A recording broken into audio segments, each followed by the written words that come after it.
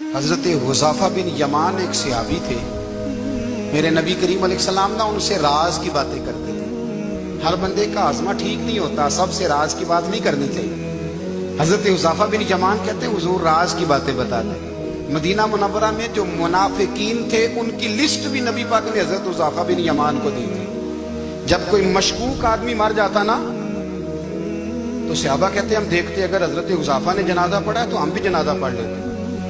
نبی پاک نے بھی کچھ جنازے نہیں پڑھے، ترمذی میں ہے، فرمایا عثمان سے جو بغض رکھے اس کا جنازہ نہیں پڑھیں گے۔ حضرت حذیفہ بن یمان اگر جنازہ پڑھتے تو لوگ پڑھتے، وہ نہ پڑھتے تو لوگ جنازہ نہ پڑھتے۔ حضرت حذیفہ بن یمان کہتے ہیں جناب عمر فاروق کی خلافت کے آخری ایام تھے، کچھ دنوں کے بعد وہ شہید ہو گئے۔ فرماتے ہیں آدھی رات کا وقت تھا، میں گھر میں سویا تھا بڑا بے فکر، اچانک میرے دروازے پہ دستک ہوئی، میں گھبرا کے اٹھا، اتنی رات کو کون آیا؟ کہتے ہیں قربان جاؤں، دروازے پہ گیا تو امیر المومنین فاروق اعظم دروازے پہ۔ میں نے کہا عمر کوئی حکم تھا تو مجھے بلا لیتے۔ کہنے لگے میں نا امیر بن کے نہیں آیا، تیرا ویر بن کے آیا ہوں۔ امیر المومنین کی حیثیت سے سرکاری کام سے بلاتا تو وہاں بلاتا، مجھے ایک ذاتی کام پڑ گیا۔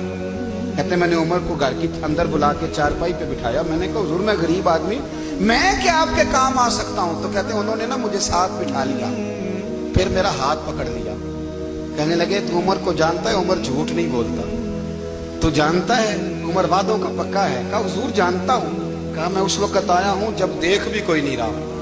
حضرت حذیفہ بن یمان کہتے ہیں پریشان ہو گیا، حضور پہلیاں نہ بجھوائے، مہربانی کر کے بتائیں کدھر آئے ہیں؟ حضرت عمر فاروق فرمانے لگے 62 سال کا ہو گیا، وہ 63 میں چل رہا ہے، داڑھی سفید ہو گئی ہے، پھل پک گیا، اٹھ فریدہ ستیا، داڑھی آ گئی دور، اگا نیڑے آ گئی، پیچھا رہ گئی دور، اب قبر اشر کا معاملہ صاف نظر آنے لگا ہے۔ کہا حضور مجھ سے کیا چاہتے ہیں؟ حضرت عمر رو پڑے، کہنے لگے آج میں عشاء کے بعد نکلا ہوں تو نبی پاک کے صحابہ مجھے نیک کہہ رہے تھے، پھر میں نے بچوں کی ماں سے اور بچوں سے بھی پوچھا ہے، وہ بھی مجھ سے راضی ہیں، پر حذیفہ تیرے ساتھ نبی پاک راز کی باتیں کرتے تھے، سچ بتا کہیں عمر کا نام منافقوں میں شامل تو نہیں؟ سچ بتا ان منافقین میں تو شامل نہیں، کہیں اوپر سے تو نہیں سارا کچھ؟ حضرت حذیفہ بن یمان کہتے ہیں میں باپ کے مرنے پہ اتنا نہیں رویا جتنا عمر کے سوال پہ رویا۔ میں قدموں میں بیٹھ گیا، میں نے کہا نہیں عمر یہ تو میں نے نہیں سنا، لیکن یہ میں نے نبی پاک سے ضرور سنا ہے کہ میرے بعد اگر کوئی نبی ہوتا تو عمر ابن خطاب ہوتا۔ یہ میں نے اپنے کانوں سے سنا ہے کہ عمر جس گلی سے گزرے شیطان رستہ بدل جاتا ہے۔ یہ میں نے اپنے کانوں سے سنا ہے کہ 950 سال حضرت جبریل جناب عمر کی شان بیان کرے تو پھر بھی بیان نہیں ہو سکتا، یہ میں نے ضرور سنا۔ دوستو ساری زندگی حضرت عمر نے اگر دوسروں کا محاسبہ کیا تو اپنا اور اپنے بچوں کا بھی کڑا خیال رکھا، اپنی ذات پر بڑی توجہ دی۔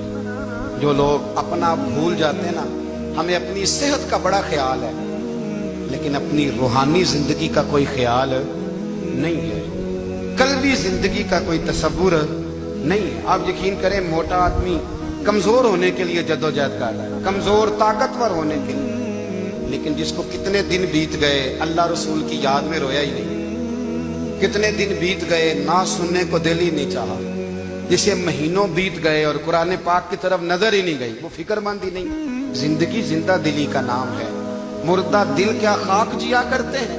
بھائی حضرت عمر کی زندگی دور حاضر میں ہمیں یہ سبق دیتی ہے کہ کڑی نگرانی رکھو اپنے پودوں کی، کڑا خیال رکھو اپنے ذاتی باغ کا، اور یہ جو تمہارے دل کی دنیا ہے یہ تمہاری روح کی زندگی ہے، اس کا محاسبہ کرتے رہو۔